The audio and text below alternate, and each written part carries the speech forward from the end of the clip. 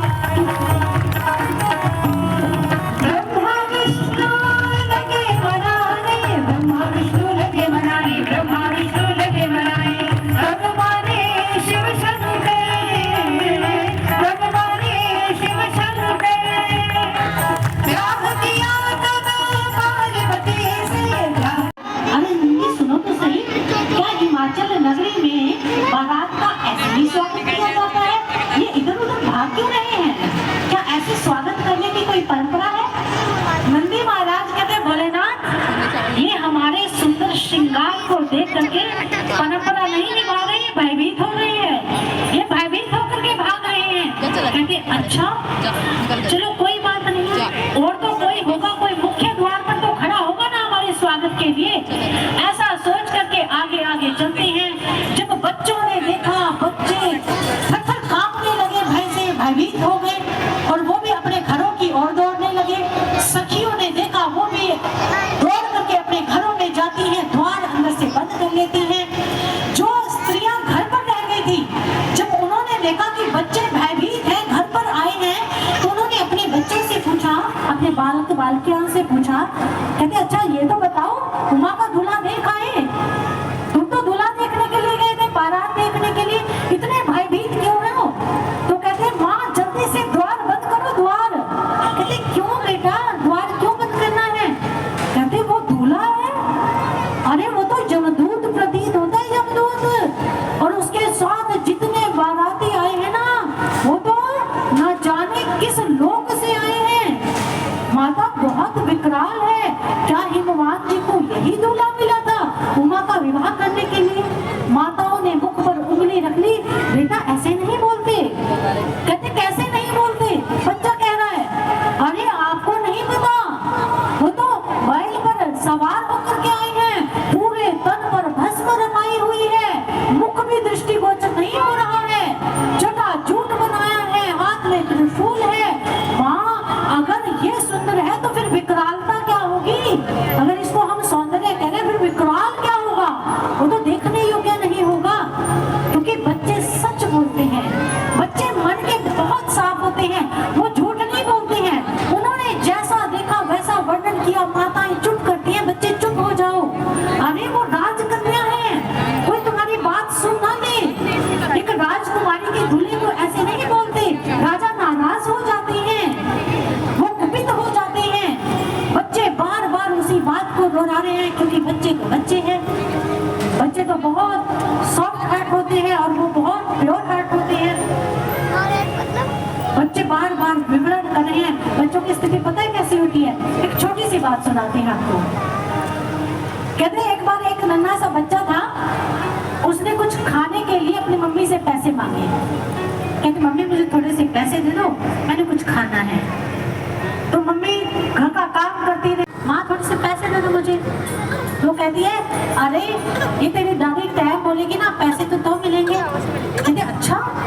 बच्चा जाता है दौड़ा दौड़ा दादी के पास, कहते दादी दादी एक बार टाइम तो बोलो। उसने कहा क्या हुआ, ऐसे क्यों कह रहे हो? कहते नहीं एक बार बोलो तो सही। दादी ने कहा बच्चे के प्रेम में टैम। अब बच्चे ने चारों तरफ देखा कि पैसे तो मिले नहीं।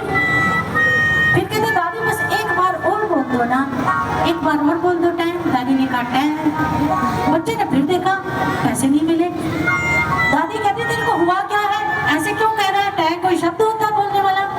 कहते नहीं दादी, बात वो है कि मैं मम्मी से पैसे मांग रहा था और मम्मी कह रही थी ये तेरी बुढ़िया दादी टाइम बोलेगी तो पैसे मिलेंगे। अब आपको पता चला कौन सी टाइम बोलनी थी, ऊपर जाने वाली। बच्चे ने वैसे का वैसा जाकर आगे बढ़ा दिया। बच्चे बहुत स्वच्छ हृदय के होते हैं, वो सबको सच सच बता देते हैं। मेरा वास्तविक रूप है ज्योति शाम अपनी तज्ज्योति तमसा प्रपंचते ज्ञानम ज्ञेयं ज्ञानगम्यं हृदय सर्वस्य विष्टितम्। अर्जुन, मैं सबके हृदय में निवास करता हूँ, मैं प्रकाश रूप हूँ, मैं ज्योतियों की भी ज्योति हूँ। आज वही ज्ञान श्री नारद जी ने गुप्त ज्ञान माँ मैना को प्रदान किया, जिस गुप्त ज्ञान का वर्णन भगवान कृष्ण कहते हैं, राज विद्या राज गुह्यम पवित्र मित गुप्तमम प्रत्यक्षावगमम धर्मयम सुसुखम गतुर्यम। उस गुप्त ज्ञान को प्रकट कर देते हैं, गोपनीय ज्ञान को अंतःकरण में प्रकट कर देते हैं और अंदर भगवान शिव के उस तत्व रूप के माँ मैना दर्शन करती हैं। ये गुरु का दायित्व है। जब जब भी कोई किसी माया में फंस जाए, जब जब भी कोई दिग्भ्रमित हो जाए, दिशा भ्रमित हो जाए, तो गुरु सन्मार्ग दिखाते हैं, गुरु सन्मार्ग पर लेकर के आते हैं। ये गुरु का दायित्व है। नारद जी ने केवल मात्र बातें नहीं सुनाई, लीलाएं नहीं सुनाई, महिमा नहीं सुनाई, मस्तक पर हाथ रखा और प्रकट कर दिया, देखिए माँ मैना, ये भगवान भोलेनाथ का वास्तविक रूप है। कितना उजला, कितना सुंदर स्वरूप है। जब सत्य जीवन में आते यार वीडियो बना दो कोई ढंग की सी। ज्ञान प्रदान करते हैं, जीवन में आएंगे, तत्व रूप के दर्शन करवाएंगे, उस प्रकाश को अंतर्घट में दिखा देंगे। कहते ना सब में ज्योत ज्योत है सोई, इसके चानन सब में चानन हुई, गुरु साक्षी ज्योत प्रगट हुई। हमारे महापुरुषों ने भी कहा है कि वही ज्योत सब में समाई हुई है। जब संत आते हैं उस परमात्मा के प्रकाश रूप के दर्शन करा देते हैं, क्योंकि वास्तव में भगवान प्रकाश रूप है। हम मंदिर में जाते हैं, आप अपने क्रियाकलाप को ध्यान से देखिए। आप मंदिर में जाते हैं, भगवान के दर्शनों के लिए जाते हैं, भगवान की प्रतिमा सामने है, बड़ी बड़ी लाइट्स लगी हैं, हैलोजन्स लगी हुई हैं, फिर वहाँ दीपक क्यों जलाते हैं? वहाँ प्रकाश का तो अभाव नहीं है ना, रोशनी तो है वहाँ, फिर भी दीपक क्यों जलाया? सामने प्रतिमा है, दीपक जलाया, हाथ जोड़े और आंखें बंद कर ली। आप करने तो भगवान के दर्शन आए हैं, फिर आंखें बंद क्यों की? क्योंकि ये संकेत है कि वो ईश्वर हमारे अंतःकरण में है। वो ज्ञान चक्षु से देखा जाता है, दिव्य चक्षु से देखा जाता है, और जब वो दृष्टि गोचर हो जाता है तो संसार की सारी माया ठीक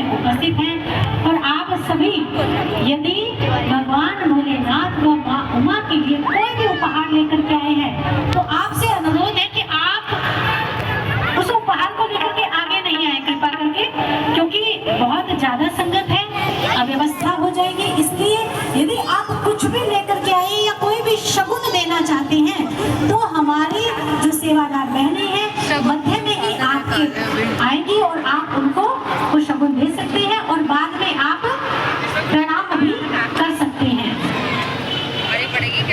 तो आए, सम्मिलित हो गए हैं।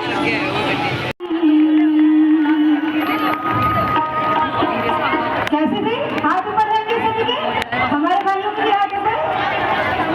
खुशियों की लग गई है झड़ियाँ, खुशियों की लग गई है झड़ियाँ, नाच सारे होके बदन, पार्वती जी की सज गई डोली, देखो